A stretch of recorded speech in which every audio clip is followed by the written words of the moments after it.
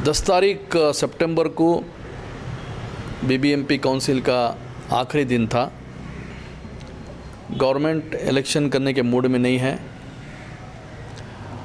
Election commission खुद court में government के ख़िलाफ़ एक मुकदमा दायर किया 2019 नवंबर में शायद, कि बीबीएमपी का इलेक्शन का वक्त हो रहा है, आप इलेक्शन कराओ, इसके लिए आप डिलिमिटेशन कराओ, रिजर्वेशन दो करके।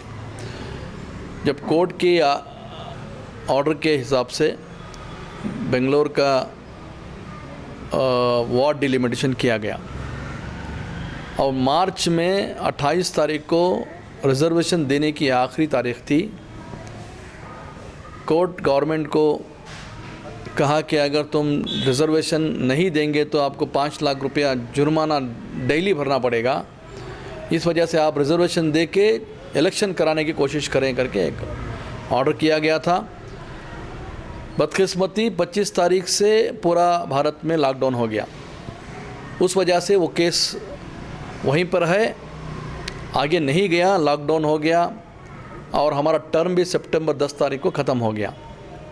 अभी हाल ही में वापस कोर्ट की डर की वजह से एक ड्राफ्ट रिजर्वेशन उन्होंने अनाउंस किया है, जिसमें आप देखेंगे 2011 पॉपुलेशन के सेंसस के हिसाब से लिया गया है करके बताया है, लेकिन 2011 सेंसस के हिसाब से सिर्फ SC/ST का पॉपुलेशन अनाउंस हुआ है, OBC का पॉपुलेशन अनाउंस नहीं हुआ है। कौन से वार्डों में नए डिलिमिटेशन के हिसाब से क्या पॉपुलेशन है किसी को पता नहीं। SC/ST कौन से वार्ड में कितनी है किसको पता नहीं। किसी को बोले बगैर, वेबसाइट में पब्लिक डोमेन में ना दिए बगैर ड्राफ्ट कॉपी रिजर्वेशन अनाउंस किया गया है, जिसमें बहुत से लोगों को, खासकर कांग्रेस की आवाज़ जो काउंसिल में है, बीबीएमपी काउंसिल में, जैसे कि हमारे साबिक लीडर्स हैं, शिवराज है, सत्यनारायण है, मेयर्स हैं, मंजुनाथ रेड्डी है, संपत है, गंगांबिके है, हमारी पद्मावती है, सब लोगों को कहीं ना कहीं वार्ड ना देने की वजह से उनको वापस चुनकर ना आए, इस वजह से कहीं लेडीज़ किया गया, कहीं SC/ST किया गया है, ताकि अगले वक्त में कांग्रेस की आवाज़ बुलंद ना हो, इस वजह से इन्होंने रिजर्वेशन दिया गया। और ख़ासकर अक़लियतों को, जहाँ पे 16 में 14 अक़लियतों के वार्डों में लेडीज़ रिज़र्व किया गया है, ये गलत है। और साथ में नया बिल लाने की कोशिश की जा रही है, शायद वो आज असेंबली में पेश होगी। बेंगलोर को फर्दर डिवाइड किया जा रहा है, 200 से 250 तक की एक नई बिल लाई जाएगी, और जिसमें ये कहेंगे कि 240 पर 3 या 40 पर 5 वार्ड नए होंगे, उस वक्त हम इलेक्शन कराएंगे करके इनका मंसूबा है। लेकिन गवर्नमेंट को अभी फ़िलहाल इलेक्शन नहीं चाहिए, कोई कॉर्पोरेटर नहीं चाहिए, यही इनका मकसद है। तो इनका मकसद बोले तो अभी कॉर्पोरेटर नहीं चाहिए, तो ये कैसा चलन? नहीं, अभी कॉर्पोरेटर नहीं है बोले तो हर असेंबली में तो MLA तो रहेगा, साथ में ऑफिशियल्स रहेंगे। लेकिन मैं कहता हूँ जितना काम कॉर्पोरेटर करता है उतना काम MLA नहीं करेगा।